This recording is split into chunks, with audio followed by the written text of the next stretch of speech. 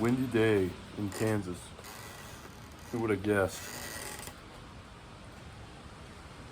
If it's not windy out here, it usually means something is horribly wrong. So hopefully the noise isn't too bad, but book 1 and 2 of the Odyssey, we're going to start off. We talked about in the previous episode kind of what's leading up to the Odyssey. Odysseus has been gone for 20 years. Telemachus has never met his father. I mean, he's seen his father when he was a little baby infant, but never actually met his father. And at the time, Odysseus is stranded with Calypso, and he's been there for 6, 7, 8 years, maybe 9 years. Can't remember specifically. Many years. And so Telemachus is around 19, 20 years old at this point, and the suitors, there are suitors vying for his mother, Penelope. Penelope has been a faithful wife to Odysseus. She waited a long time to remarry, but now she has people coming in to try to woo her over through gifts and all kinds of things, but they're actually quite rude. They overstay their welcome. They've been overstaying their welcome for a long time, just sort of mooching off of Odysseus's flocks, eating all his crops, all his cattle, pigs, all that. And Telemachus has just sort of grown up around this, and he's kind of used to it. And when it describes Telemachus as a boy daydreaming. So he's off in the clouds, sort of immature, doesn't really have any kind of clear purpose in life, doesn't know what he's doing. But Athena intervenes. But there is a dialogue between the gods on Olympus. I just want to read that. This is line 40, starting at line 40 of book 1 in the Fitzgerald translation here.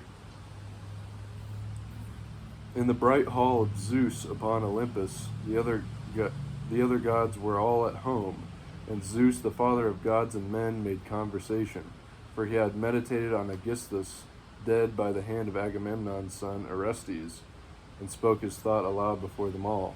Pause here. If you haven't heard this story, I recommend you go read the Oresteia by Aeschylus.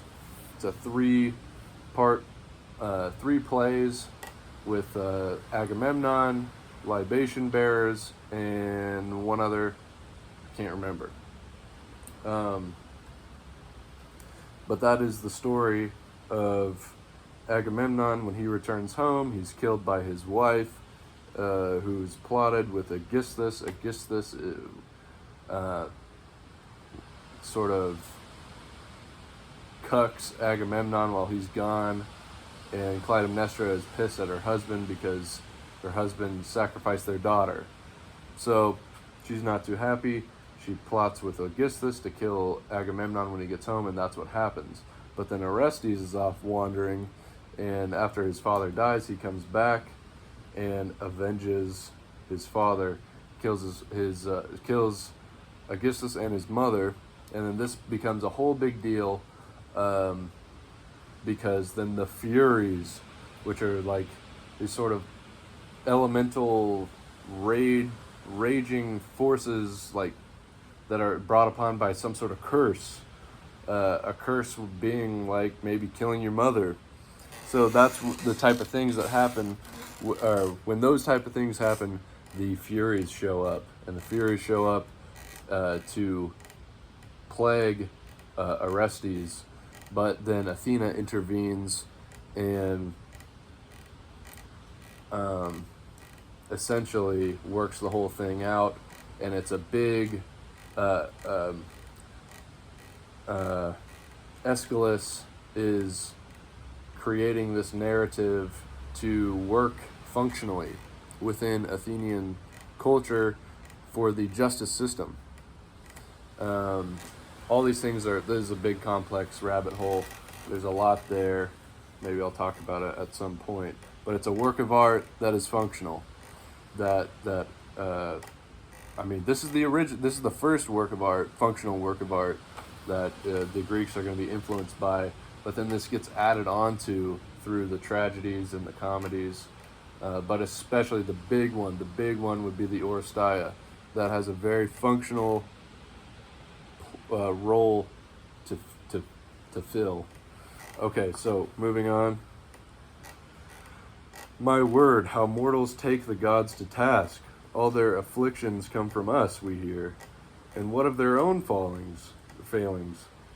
Greed and folly double the suffering in the lot of man.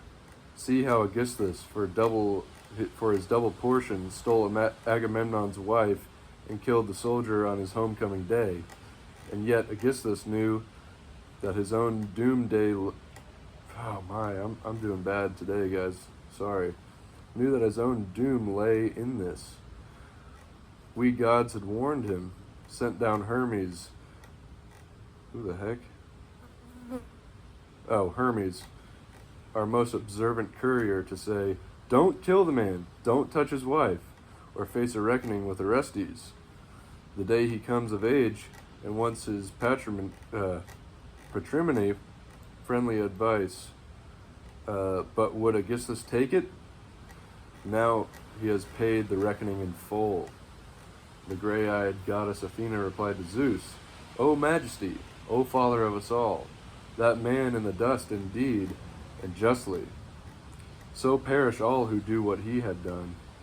But my own heart is broken for Odysseus, the master mind of war, so long a castaway upon an island in the running sea, a wooded island in the sea's middle. And there's a goddess in the place, the daughter of one whose baleful mind knows all the deeps of the blue sea, Atlas, who holds the columns that bear from land the great thrust of the sky. His daughter will not let Odysseus go, talking about Calypso. Poor mournful man, she keeps on coaxing him with her beguiling talk to turn his mind from Ithaca. But such desire is in him, merely to see the hearth smoke leaping upwards from his own island, that he longs to die. Are you not moved by this, Lord of Olympus? Had you no pleasure from Odysseus's offerings, beside the Argive ships on Troy's wide seaboard? O Zeus, what do you hold against him now? To this the summoner of Cloud replied, My child, what strange remarks you let escape you?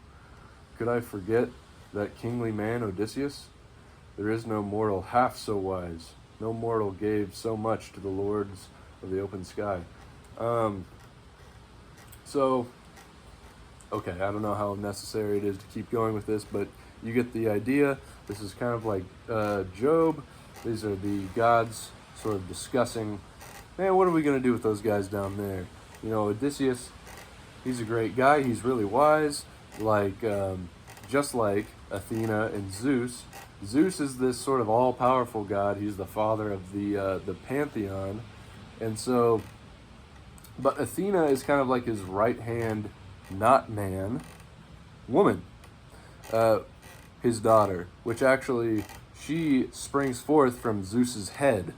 Okay, she's not born by Hera. Athena just sort of like comes out of his nose fully like grown and in armor one day. So she's kind of the mind, she represents the sort of wisdom and sort of strategy, and what she reminds me of is within Christianity, when you hear Christians talk about the Holy Spirit.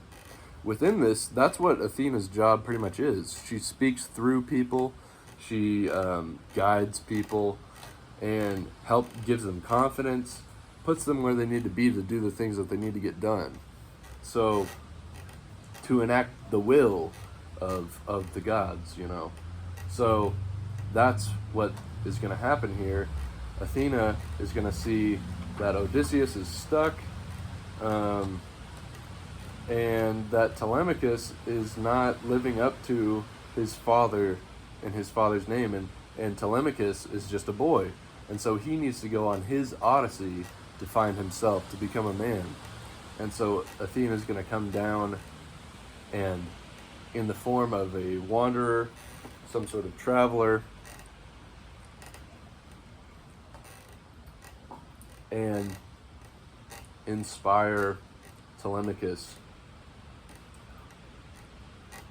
Line 140. Long before anyone else, the prince Telemachus now caught sight of Athena, for he too was sitting there, unhappy among the suitors, a boy daydreaming. What if his great father came from the unknown world and drove these men dead, like dead leaves through the place, recovering honor and lordship in his own domains? Then he who dreamed in the crowd gazed out at Athena. So he's going to go talk to Athena, who just appears as some wandering stranger, and she, like I say, is going to convince him that he needs to go on a little journey.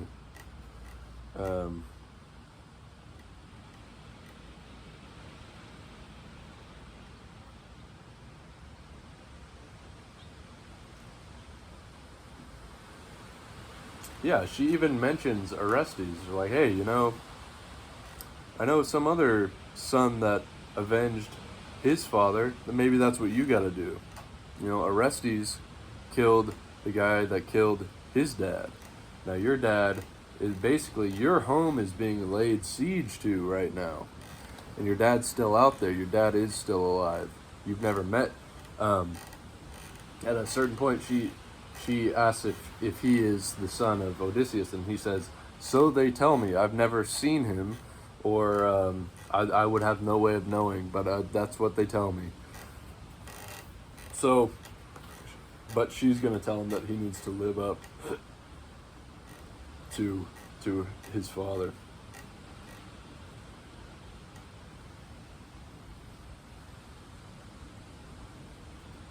And it says in line 370, as she went, she put new spirit in him, a new dream of his father, clearer now, so that he marveled to himself, divining that a god had been his guest. Then, godlike in his turn, he joined the suitors. And he's going to speak out against the suitors. And he's actually going to command his mother, too. His mother, now he is in charge. He is stepping up. He's trying to step up and fill these sort of shoes that his father has left empty. But he's not quite ready for it yet. He just now got a little bit of confidence. And when Athena is there to help him, he's quite competent in control. But as we'll see in a minute here, he does lose confidence now and again, because you don't just become a man overnight. These things actually do take some time to develop confidence, to develop know-how and strength. So, but yeah, he talks to his mother and commands his mother in a way where she's like, what? He's speaking to me like a man. And he talks to the suitors, and they don't really take him seriously, but then he starts spitting some facts. He starts spitting facts at them like, you guys are mooching off of us. You have no right. You guys better piss off. And they say to him,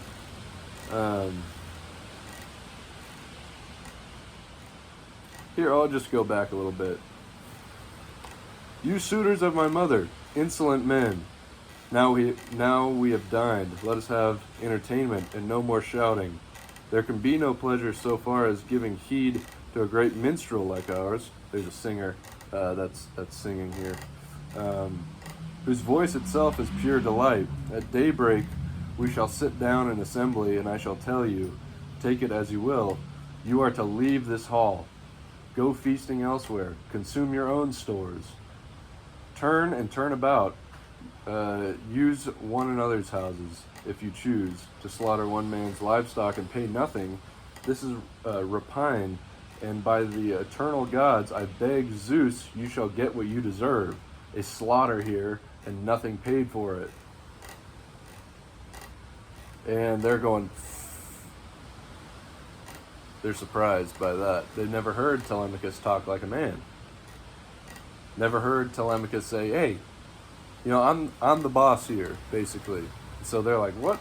And they say, Telemachus, no doubt the gods themselves are teaching you this high and mighty manner. Zeus forbid you should be a king in Ithaca, though you are eligible as your father's son. All I insist on is that I rule our house, and the slaves my father won for me. So he's taking charge.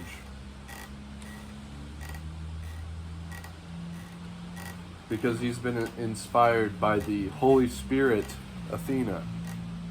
And so he's going to go and call a meeting of the people on Ithaca into one congregation. Now, this congregation has not formed since his father's been away. Or I believe it was... it hadn't been done in a really long time. I know it was...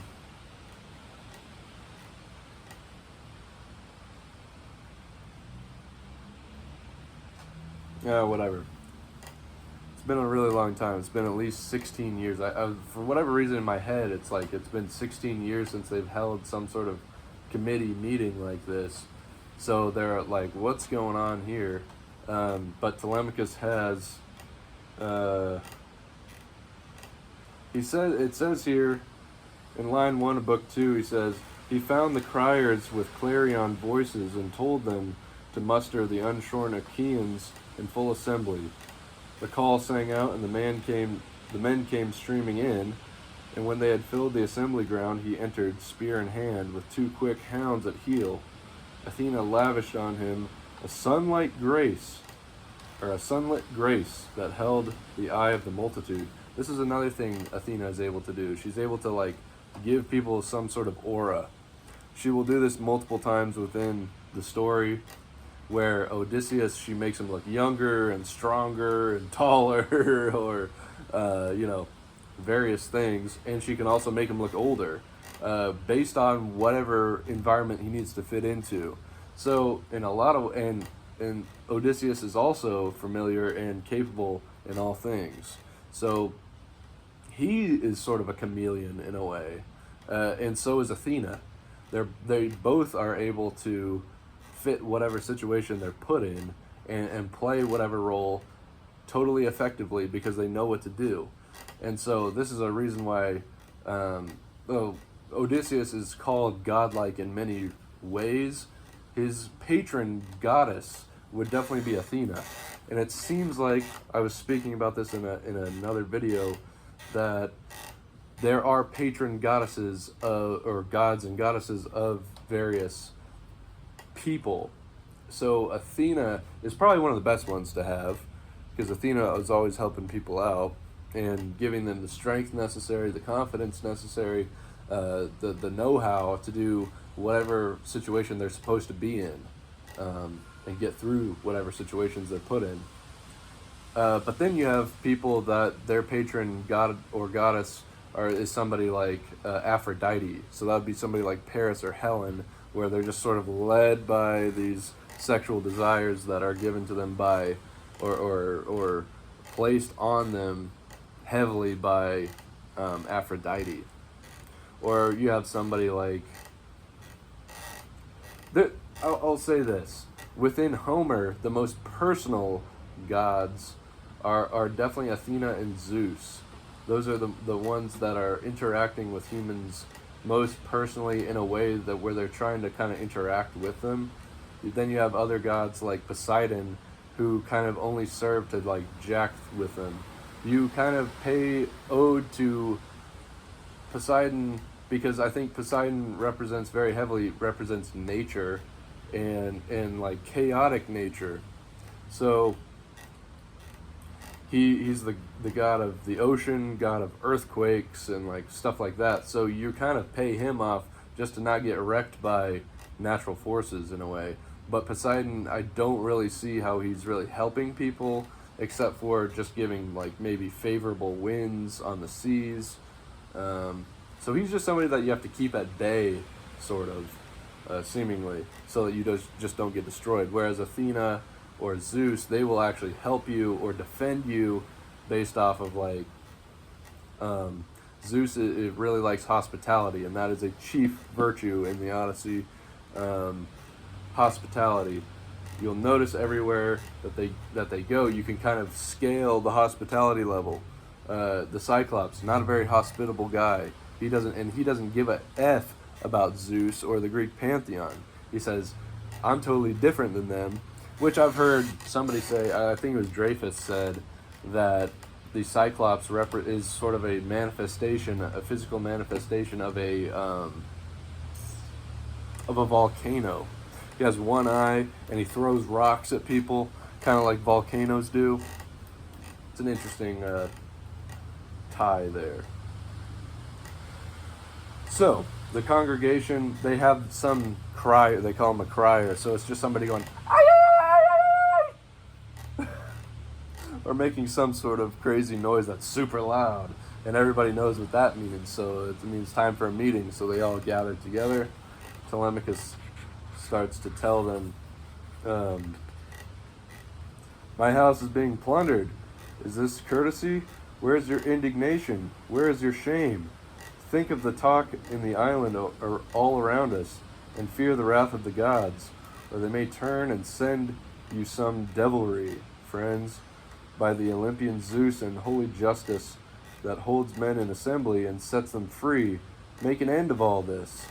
Let me lament in peace my private loss. Or did my father Odysseus ever do injury to armed Achaeans? Is your way of thinking it, taking it out on me, giving free rein to these young men? I might better see my treasure and livestock taken over by all you. Then if you feed on them, I'd have some remedy, and when we met in public in the town, I'd press my claim. You might make restitution. This way you hurt me when my hands are tied." So he's calling them out. He's saying, "You guys are being very unjust. You're eating up all my food. I need you guys to stop this. This is unjust. This is against hospitality. You know, we've been plenty hospitable to you, but you've overstayed your welcome, and now this is not hospitable." At a certain point, Odysseus, unfortunately, he's going to go to a town, and they're super nice, great people, super hospitable. The king of whatever this city is gives Odysseus a bag of wind. Okay? He's like, "Hey man, I got this rare treasure. It's a bag of wind. Now you take this with you, and you unleash it when you need it, and it's going to, wherever direction you point it, that wind is going to take you where you need to go. Now you want to lock this up, okay? Because if you let this go and it's not where, it's a one-time use type of deal." So they're about to sail off, and then one of Odysseus's crewmates or one of his men, they're stupid, they open it up, and it blows them right back. Right when they're sailing, it blows them right back. And Odysseus is like, "Dude, I'm so sorry. That wind thing didn't work out. Now I'm back, and I need more," whatever. He's something. And the king of the city is just like, "Well, F you, dude. Like, I just was so hospitable to you. Now you're back asking me for this." So it's like overstaying, over asking your host is bad. You don't want to be doing that. Okay? So, and in hot anger now, he threw the staff to the ground. His eyes grown bright with tears. A wave of sympathy ran through the crowd.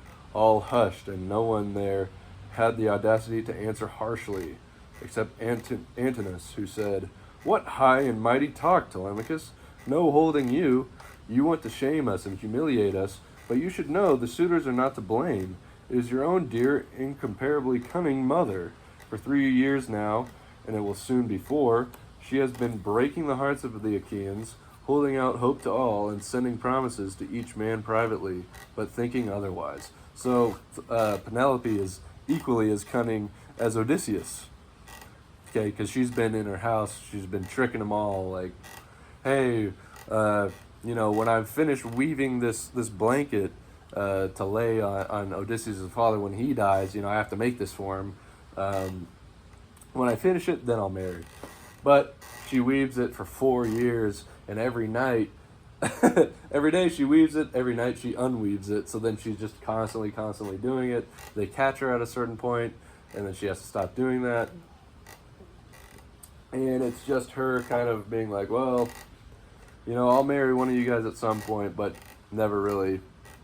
She's sort of egging them on because she doesn't really know what to do herself.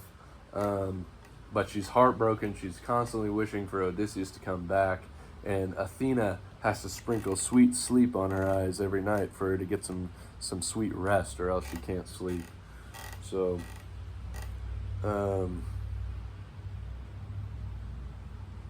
but Telemachus breaks down like a kid. He starts crying, and they don't take him seriously. So,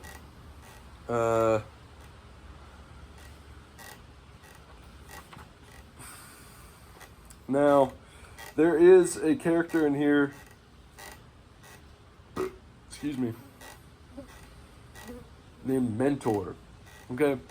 Mentor is going to be one of the characters that Athena is going to give advice to Telemachus through.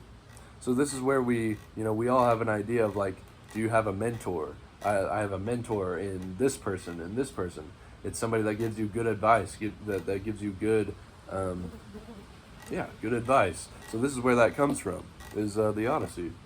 At a certain point, let's see here, Telemachus is like, look, guys, I'm going to sail off. I'm going to go look for my dad, and I'm going to find somebody and when I find him, I'm going to come back here, and you guys are all going to get capped. We're going to kill you guys. And so the boys sat down in silence. Next to stand was Mentor, comrade in arms of the Prince Odysseus, an old man now. Odysseus left him authority over his house and slaves to guard them well. In his concern, he spoke to the assembly. Hear me, Ithacans. Hear what I have to say. Let no man holding scepter as a king be thoughtful, mild, kindly, or virtuous. Let him be cruel and practice evil ways. It is so clear that no one here remembers how like a gentle father Odysseus ruled you. So, of course, I find it less revolting that the suitors carry their malice into violent acts. At least they stake their lives when they go to pillaging the house of Odysseus, their lives upon it. He will not come again. So he's calling them cowards, basically. And he's being a little sarcastic here in line 240, saying, yeah, he should have just, maybe you guys have no gratitude towards Odysseus, the way that you're sort of just mooching off of him and disrespecting him. Have you forgotten all the things that, how good of a king he was? You've forsaken your master.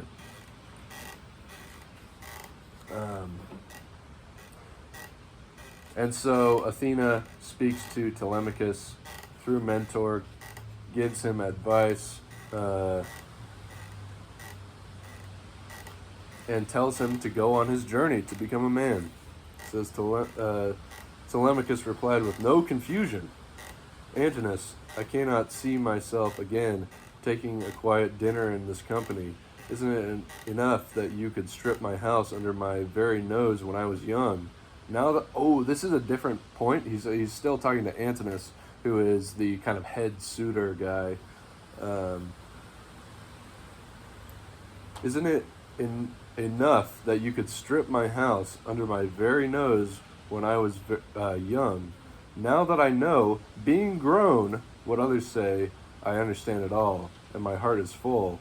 I'll bring black doom upon you, if I can, either in Pylos, or if I go, or in this country, either in Pylos if I go, or in this country, and I will go all the way, if only as someone's passenger. I have no ship, no oarsman, and it suits you that I have none. So, yeah, man, he's getting testy, man. But he said, find it interesting. He says, you know, when I was young, I didn't care about this. Now that I'm grown, okay, Telemachus thinks he's a man at this point because he has confidence. He has Athena inspiring him. But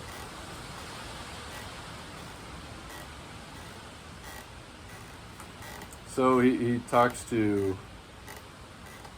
Telemachus, or kind of gets things in order after Mentor, through aka Athena, says, "Look, I'm gonna go get. You got to go on a journey. Go to the ship tonight. Don't tell your mother. Don't tell anyone. But here's all the supplies you're gonna need. You're gonna need some wine. Blah blah blah blah blah." I love. She tells him to grab wine and like a sword and all this stuff, and then Athena goes. Within the apparition of Telemachus. So it's unclear. There's two ways of looking at it. Either she just shapeshifts as Telemachus to go gather up sailors to go out on this journey, or Telemachus actually goes and does all this. But it's all guided by Athena. So, if you want to look at it in sort of the Dreyfus way of like, the gods are sort of moods. They're not actually, maybe they are gods, but they're just sort of like these moods, these things that overtake you. Then maybe that's what happens. But Athena, regardless, goes in the appearance of Telemachus, gathers all the things that are needed, and they're going to set to sail.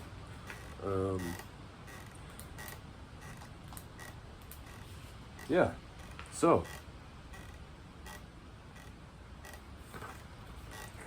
This is a weird line. And then Pallas Athena turned like the wind, running ahead of him. He followed in her footsteps down to the seaside, where they found the ship, an oarsman with flowing hair at the water's edge. Telemachus, now strong in the magic, cried, "Come with me, friends, and get our rations down. They are all packed at home, and my own mother knows nothing."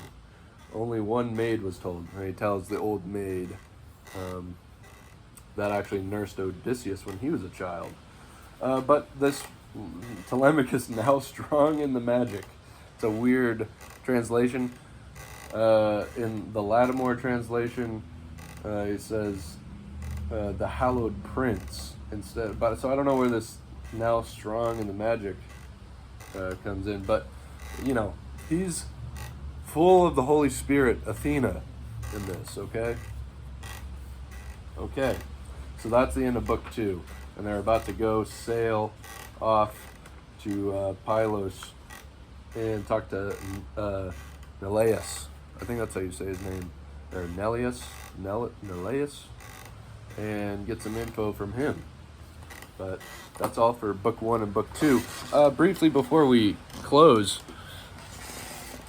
I was saying this, what my sort of Athena for starting to become a man was, and I was getting a job and getting a skill.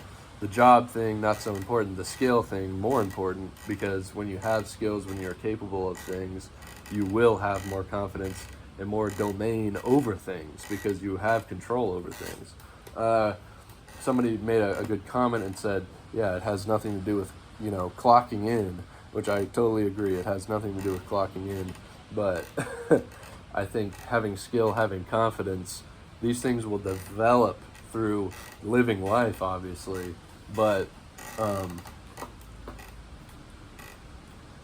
to boil it down just to like, are you employed, I think is a little dumb. It's more about having some sort of skill, but I think having a skill that is worth things, because you can be really skilled at like yo-yoing, and maybe that'll give you some confidence when you bring your yo-yo to a party and be like, guys, look at this. But is that really worth anything to anybody? Maybe it's fun, but I don't really know if, hey, if that can give you confidence, I think there's a lot of things that go along with being a man, okay? Being responsible, taking action, doing what is necessary, but having the strength to do it and the confidence to do it. And most of the time, becoming, within interacting in the world and doing things, you're never confident at first. You do the thing and then you become confident after. You're always scared to do the thing. You just have to go for it, and then you get confidence through doing it. You're never prepared at first, but that's where kind of Athena helps out. This sort of confidence, I think, and know-how through this guiding force. Um, Anyways, that's book 1 and 2.